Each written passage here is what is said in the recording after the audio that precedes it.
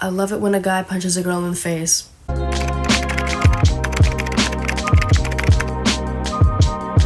Hey everyone, welcome back. I haven't posted in literally forever.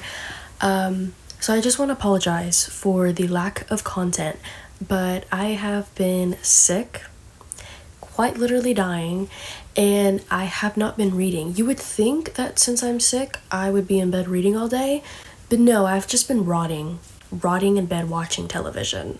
We are in a new setting, and that is because I want to chill in my bed today, and I'm trying my best to look put together. You can probably tell by my eyes that they're really like red and watery, and that's because I'm sick. So yeah, apologies. I promise we're gonna get back to content. I promise. So yeah, for today's video, we're going to be going over the 3 books that I read in the month of February. Like I said, I have not been reading. So yeah, this is just book catch up. We're just going to be catching up on recent reads. Just grab your drink and just chillax and just trust the process. So in the month of February, I read 3 books. I read one on my Kindle. I read the second one physically, and then the third one I read kind of like in between. I kept switching from physical copy to Kindle. The first book that I read was Collide by, hold on, I need to double check the author's name. Lose something, babe, we're something, you're losing me. Choose some. Called Collide by, I'm looking at the Bal Cabral. I am so sorry if that is not how you pronounce the author's name, but I will be putting the photo on the screen so you will see the author that I'm referring to. But this is a hockey romance, and like I said, I didn't read much this month, but the quality of the books, immaculate. So quality over quantity, okay? But this is a hockey romance, and I'm gonna honestly suck at explaining this, but we follow Aiden Crawford, who is he's a jock. He gets in trouble and he ends up having to like get a punishment. His punishment being Summer, who is a current psychology student, and she's trying to get into this grad program. And in order to do that, she has to do like this study on hockey players, which she doesn't want to do either. So they're both kind of like, they don't want to do this project at all, which is why there's like an enemies to lovers in this, because not even enemies to lovers. It's kind of like refusal to lovers. That's probably not even the right way to explain this, but they don't get along, and in the process they end up falling in love. And let me just tell you, Aiden Crawford is the standard. He's the standard. I ended up giving this book 4 stars only because I don't think about this book to this day. But when I do think about it, kicking my feet. This book was so good. I was addicted to it. I read it in 2 days. 2 days, okay? And that was only because I was busy. Summer is kind of like this fierce character. She has her problems. She has her daddy issues, which is kind of why she was like, there was kind of like, I wouldn't say a slow burn, but like why the relationship wasn't happening. But Aiden was genuinely the sweetest guy ever. He's just perfect, and I mean perfect. And it was really nice to see their banter and the way that their relationship developed. It was really cute. It was so cute. But then kind of like 60-70% through the way of the story, it was kind of getting annoying. The kind of like, I wouldn't even say like shell that Summer was putting on. It was kind of like, she was just getting really annoying, and like, I wouldn't say leading on, but like, she was kind of pushing it. Like, girl, just take the guy if you want him. Or I don't want to spoil anything. I don't think there was a 3rd act breakup. No, there wasn't. Great romance, great banter, no 3rd act breakup that I remember. I'm not one who really pays attention to the side characters in romances, like romance books. Fantasy is a whole nother story. But the side characters, I think there was like a best friend who is kind of best friends with both Aiden and Summer. And he actually had me laughing, like physically laughing out loud.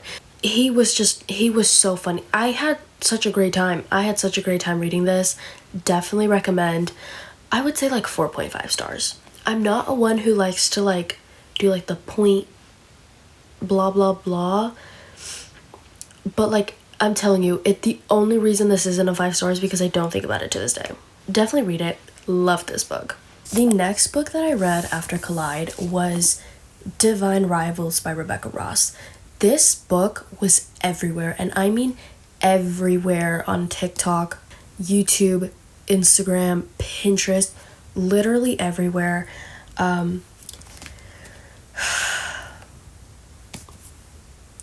You guys were right. And I was filming a reading vlog for this, but it got to the point where I wasn't really enjoying the book because I was doing like a spoiler-free reading vlog, and then I ended up just spoiling it, and then the whole video just became a mess. So that didn't work out. But like I was saying, everyone, and I mean everyone, was talking about this book, and just the way that people were describing this, I was like, oh, this is so up my alley, and it was. This book follows Iris Winnow, who is an aspiring journalist in this one journaling company. I know that I love this book, but I don't remember the name of the company. But her brother gets sent off to war. The book starts with that, already starting off on a sad note. Her brother gets sent off to war, and she's left to take care of their drunk mom. Not drunk, like alcoholic mother. You get what I mean? I hope so.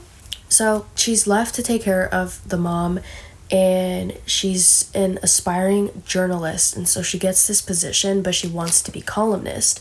And then we have Roman Kit, who is kind of like he's a rich boy who gets like everything handed to him. I wouldn't say like he's very humble. I promise you, he's not a jerk. But from Iris's POV, that's how he's interpreted. So they're rivals because they're both fighting for the same position. So there's a lot of banter, and they both think that they genuinely hate each other. They think. Key word, they think that they hate each other. Iris, she usually sends notes to her brother, like letters to her brother, because they have typewriters. This is like old timesy kind of thing. So they have typewriters, magical typewriters, okay? And so she usually writes letters to her brother, and she slides them down through her closet door. But these letters end up somehow connecting to Roman Kit's door, and so like the letters get sent to him, and turns out that this entire time she's been writing to him. And they end up falling in love. Well, Roman ends up falling in love for Iris. Roman is my Roman Empire. He's my Roman. Look at how many annotations I have in this book. This book had me crying. There's just so much yearning, and like when I tell you that this, oh, by the way, I gave this book 5 stars. The ending absolutely had me screaming, crying, throwing up, and I'm not even joking. 5-star for me. I love this. This book is just genuinely so beautiful. The way that the story is told, the actual story itself, so beautiful and magical. It's almost like raw, genuine love. Look at me being poetic. So if you're expecting to go into this for the romance, you're gonna get it. You're gonna be fed. Because I honestly have trust issues with BookTok, because they're always recommending books in a way, like the way that books are marketed on BookTok. I basically got catfished. I get catfished all the time on TikTok, because the way that they market books, like the scenes that they put out, or like the romance that they put out, it ends up being like subplot, like literally so tiny in this entire book. but they did not lie about this. So this is kind of giving me hopes to read Fourth Wing, but I'm very scared because of that book. Everyone and their mom is reading Fourth Wing. I know you're probably gonna think that like this book isn't even that big, but this is honestly probably one of the biggest books I've ever read. So the last book that I read in the month of February was Heir of Fire by Sarah J Maas. This is the fourth. I'm halfway done with Throne of Glass. This is the fourth book in the Throne of Glass series by Sarah J Maas. Guys, if you have not read Throne of Glass, I know you're intimidated by the size. I know that everyone loves it and everyone talks about it. It's so hyped up. Trust me, you're gonna love it. You're gonna love it. It's amazing. It's everything. It's everything and more. Before I talk about this book, let's just go and rant. This is the last book that I own with the original covers. Honestly, it's my fault. I'm the type of person who buys the entire book series before I read the first book, but for Throne of Glass, I was like, no, I'm not gonna do that. It's 8 books, why would I do that to myself? And I honestly went into Throne of Glass not expecting much. Like, I did not expect it to be as amazing as it was. So I got to the 4th book, didn't end up reading it, obviously. And we've all established that I didn't read at all last year. And last year, I wasn't even involved in the book community. Never went on Book Talk, never went on Bookstagram, never went on BookTube. So I came back, and I was like, okay, let me continue the series. They changed the covers.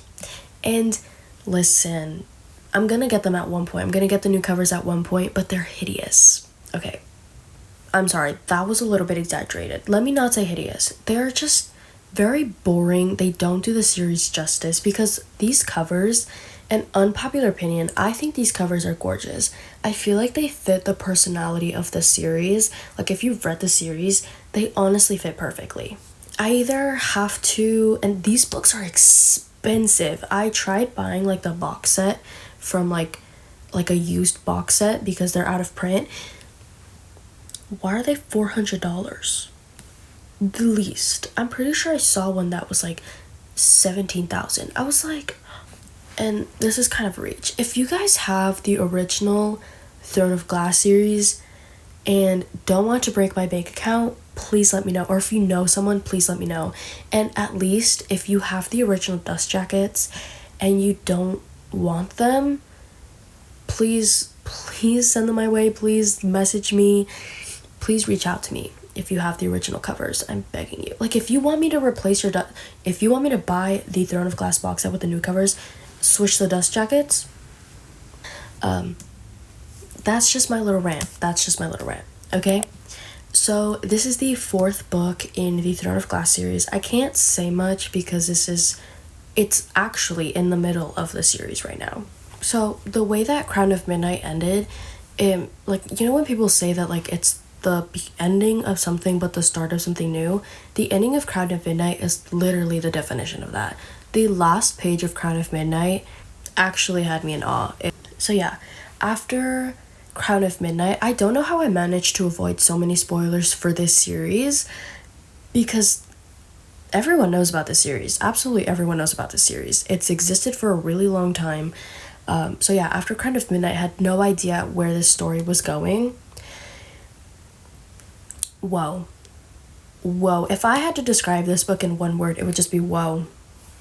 I'm so excited to continue this series because, like, the plot, I went into this series completely blind, which is, I'm so grateful for that. I'm so grateful that I'm able to go into this completely blind.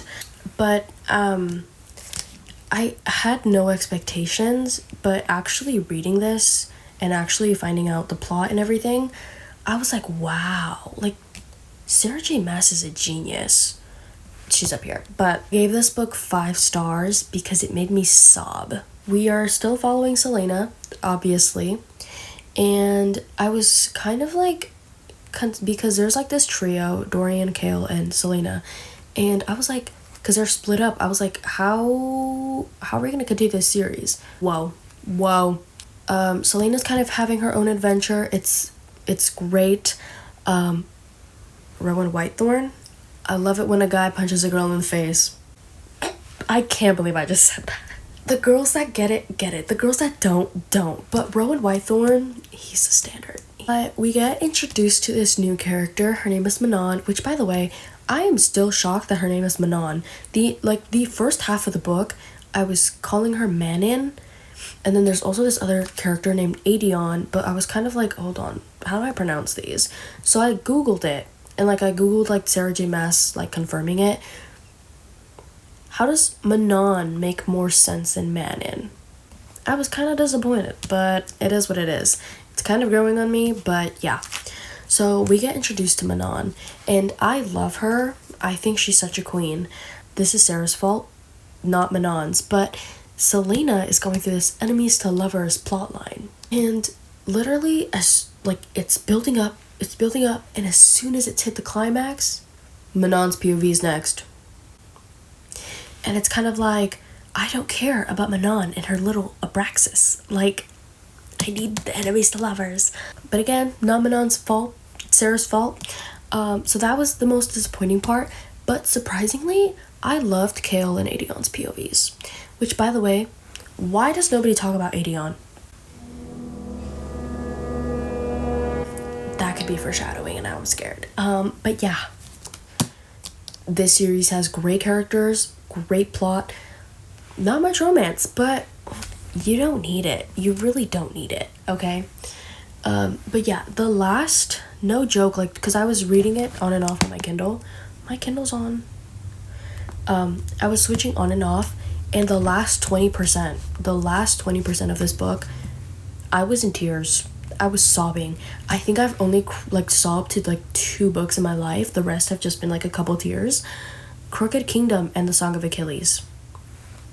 Sobbing. When people talk about this series, they always talk about crying. Empire of Storms and Kingdom of Ash. Why am I sobbing in Heir of Fire? I have a feeling that I should be scared for myself. But yeah, absolutely love this book. Adion is a king. Rowan Whitethorn, love of my life. Selena will, no one will ever be Selena as my favorite female main character. Manon, queen. Dorian, baby, you deserve better. You deserve better. So yeah, this was the last book that I read in February.